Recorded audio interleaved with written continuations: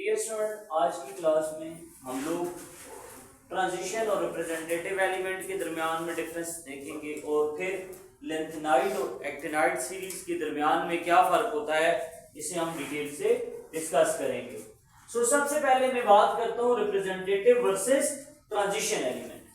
अगर आप representative element की बात करते हैं तो एस और पी ब्लॉक के जो एलिमेंट्स होते हैं उनको रिप्रेजेंटेटिव एलिमेंट कहा जाता है। All S and P block elements are called representative element, जबकि डी ब्लॉक एलिमेंट को ट्रांजिशन एलिमेंट कहा जाता है। All D block elements are called transition element. अगर हम इनकी वैलेंसी पे बात करें, हमें ये समझना है सबसे पहले वैलेंसी होती क्या है। कोई भी एटम जितने बॉन्ड बनाता है वो उसकी वैलेंसी होती है। हमारे पास जो रिप्रेजेंटेटिव एलिमेंट होते हैं ये सिर्फ एक ही वैलेंसी शो करते हैं मोस्ट ऑफ द केसेस में, जबकि हमारे पास जो ट्रांजिशन एलिमेंट होते हैं वो वेरिएबल वैलेंसी शो करते हैं, यानी एक से ज्यादा वैलेंसी वो शो करते हैं। बाज एलिमेंट दो बॉन्ड बना रहा होता है, बाज एटम 3 बॉन्ड बनाते हैं और फिर वही एटम 4 बॉन्ड भी बना सकते हैं, 5 भी बना सकते हैं। तो इनकी वैलेंसी जो होती है वो वेरिएबल होती है। अब इनकी जो वेरिएबल वैलेंसी है उसकी रीजन ये है कि इनमें जो डी ऑर्बिटल होता है उसकी इन्वॉल्वमेंट होती है बॉन्ड फॉर्मेशन के अंदर, जिसकी वजह से इनकी वैलेंसी में वेरिएबल आप लोग देखते हैं वेरिएबल वैलेंसी होती है। अगर आप इनके सब ग्रुप की बात करें तो इनको सब ग्रुप ए में रखा जाता है और इनको ट्रांजिशन एलिमेंट को सब ग्रुप बी में रखा जाता है। जैसे इनके फर्दर ग्रुप नेम होते हैं group 1A, group 2A, group 3A up to group 8A, और इनके जो फर्दर ग्रुप के नाम होते हैं वो ग्रुप 2B, 3B, इस तरह से इनके फर्दर ग्रुप होते हैं। अगर आप टोटल ग्रुप की बात करें तो रिप्रेजेंटेटिव एलिमेंट के टोटल 8 ग्रुप हैं। 8 किस तरह से? देखिए, एस सबशेल के अंदर 2 इलेक्ट्रॉन आते हैं और पी के अंदर 6 इलेक्ट्रॉन आते हैं। तो जितने इन सबशेल के अंदर इलेक्ट्रॉन आते हैं उतने ही सब ग्रुप होते हैं, यानी यहाँ पे उतने ही इनमें ग्रुप होते हैं। यहाँ पे टोटल 8 ग्रुप एग्जिस्ट कर सकते हैं। डी ब्लॉक एलिमेंट में सिर्फ डी ऑर्बिटल को ही देखा जाएगा और डी में टोटल 10 इलेक्ट्रॉन अकोमोडेट हो सकते हैं। तो इस तरह इसमें 10 जो है वो आप लोगों के पास ग्रुप आते हैं, जो कि D1, D2, D3, यानी इनमें जब आखिर में इलेक्ट्रॉन फेल होते हैं अप टू D10 तक इनमें टोटल 10 पॉसिबिलिटीज बनती हैं। इस वजह से यहाँ पे टोटल 10 ग्रुप आते हैं। उसके बाद पोजीशन इन पीरियोडिक टेबल की बात करें तो जो रिप्रेजेंटेटिव एलिमेंट हैं उनके एस और पी ब्लॉक जो है, एस ब्लॉक लेफ्ट साइड पे लाई करता है, पी ब्लॉक राइट साइड पे लाई करता है। तो एस और पी ब्लॉक जो है वो आप लोगों के पास जो लेफ्ट और राइट साइड होती है पीरियोडिक टेबल की उस पे लाई करते हैं, जबकि जो डी ब्लॉक है वो पीरियोडिक टेबल के मिडल पे एग्जिस्ट करता है। अगर आप लोग देखें यहाँ पे, ये देखिए, अगर ये डी ब्लॉक है दरमियान में, यहाँ पे बेटा क्या होगा, यहाँ पे आप लोगों के पास पी ब्लॉक है और इधर क्या होगा, इधर आप लोगों के पास जो है वो एस ब्लॉक होगा। ये एस ब्लॉक है, ये डी ब्लॉक है दरमियान में और ये फिर पी ब्लॉक है। तो यहाँ पे रिप्रेजेंटेटिव एलिमेंट और दरमियान में ट्रांजिशन एलिमेंट होती है। उसके बाद अगर आप नेचर ऑफ एलिमेंट की बात करें या एलिमेंट किस टाइप के होते हैं तो हमारे पास जो रिप्रेजेंटेटिव एलिमेंट होते हैं उनमें मेटल भी होते हैं, मेटलाइट भी होते हैं और नॉन मेटल भी होते हैं। अब मेटल और नॉन मेटल के बारे में सुनते हो, ऑलरेडी सुन रखा होगा आपने। मेटलाइट्स वो होते हैं जो मेटल और नॉन मेटल के दरमियान में लाई करते हैं, यानी दोनों की प्रॉपर्टीज एग्जिस्ट करती हैं जिनके अंदर। अब आप लोग देखें, मेटल और नॉन मेटल में जो बुनियादी फर्क किया जाता है वो ये है कि मेटल अच्छे कंडक्टर होते हैं हीट और इलेक्ट्रिसिटी के, नॉन मेटल से बिजली और हीट पास नहीं होती।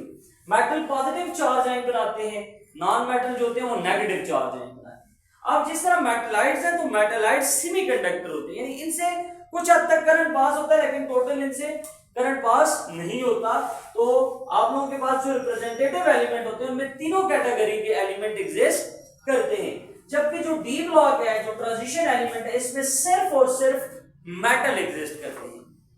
उसके बाद बेटा अगर हम कंपाउंड की बात करें तो रिप्रेजेंटेटिव एलिमेंट के कलरलेस कंपाउंड होते हैं, जबकि जो ट्रांजिशन एलिमेंट होते हैं उनके ज्यादातर कलर्ड कंपाउंड होते हैं।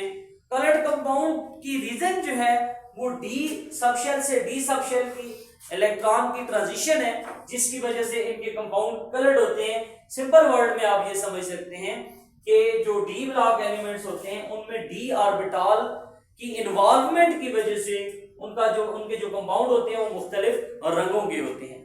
उसके बाद अगर हम इनकी एग्जांपल देखें, आपके पास पीरियोडिक टेबल मौजूद है, वहां से आप कोई भी एग्जांपल के तौर पर एलिमेंट उठा सकते हैं। Hydrogen, lithium, sodium, potassium, carbon, nitrogen, silicon वगैरह, ये सारे क्या है बेटा रिप्रेजेंटेटिव एलिमेंट है। ट्रांजिशन एलिमेंट में देखें स्कैंडियम, आयरन, वेनेडियम एटसेट्रा, ये जो है ये ट्रांजिशन एलिमेंट है। तो ये सिंपल सा डिफरेंस था रिप्रेजेंटेटिव और ट्रांजिशन एलिमेंट। हमारा जो नेक्स्ट टॉपिक है बेटा वो लेंथेनाइड्स और एक्टिनाइड सीरीज के दरमियान में क्या फर्क है इसको हमने समझना है। एफ ब्लॉक एलिमेंट में जो 14 एलिमेंट आफ्टर लेंथेनम के बाद जो 14 एलिमेंट्स होते हैं उनको लेंथेनाइड कहा जाता है। यानी आपसे कोई पूछे लेंथेनाइड्स को लेंथेनाइड्स क्यों कहा जाता है, तो लेंथेनाइड्स को इसलिए कि ये लेंथेनम के बाद जो एलिमेंट आते हैं उसकी वजह से, यानी लेंथेनम की वजह से। और 14 एलिमेंट यानी 14 एलिमेंट आफ्टर एक्टिनियम, एक्टिनियम के बाद जो 14 एलिमेंट्स होते हैं उनको एक्टिनाइड्स कहा जाता है। अब बेटा सिंपल हमने सबसे पहले तो ये समझना है कि लेंथेनाइड में 14 एलिमेंट हैं और एक्टिनाइड में भी 14 एलिमेंट हैं। 14 ही क्यों हैं? क्योंकि आप लोगों के पास first series of F block elements are called lanthanides.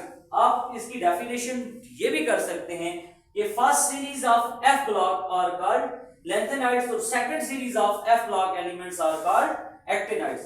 अब बात हम ये कर रहे थे कि इनमें 14 एलिमेंट क्यों हैं। चूंकि ये एफ ब्लॉक एलिमेंट की सीरीज है और एफ सबशेल के अंदर मैक्सिमम कितने इलेक्ट्रॉन आते हैं 14, तो इस वजह से जो हमारे पास लेंथेनाइड्स हैं, चूंकि एफ ब्लॉक की सीरीज है, इसी तरह एक्टिनाइड भी एफ ब्लॉक की सीरीज है, तो इसमें 14 एलिमेंट एग्जिस्ट करते हैं। अगर आप इलेक्ट्रॉन की बात करें या इनके लास्ट इलेक्ट्रॉन या वैलेंस इलेक्ट्रॉन की बात करें, तो those element in which last electron filled in 4f subshell, इन जिनमें आखिरी इलेक्ट्रॉन 4f के अंदर आता है उनको शामिल किया जाता है लेंथेनाइड्स के अंदर।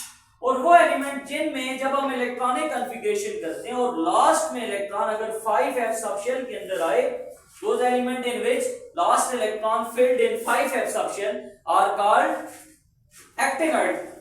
मिसाल के तौर पर आपके पास हेलोनियम एक एलिमेंट है, इसका एटॉमिक नंबर 67 है। अगर आप इसकी इलेक्ट्रॉनिक कॉन्फ़िगरेशन करते हैं, ज़ीनान जिसमें 54 इलेक्ट्रॉन आते हैं, उसके बाद 6s2 और 4f11, तो आप यहां पे देख सकते हैं इसके आखिर में सबसे लास्ट में 4f आता है, तो ये लेंथेनाइड्स में शामिल होगा।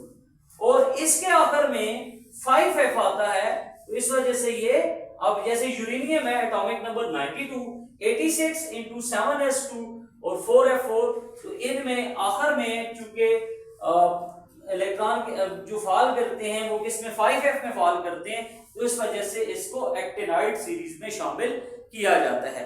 आप लोगों ने लेंथेनाइड्स और एक्टिनाइड्स एलिमेंट को प्रैक्टिस के तौर पर इन सारे एलिमेंट्स को आपने लिखना है, इनके नाम भी और इनकी सिंबल भी।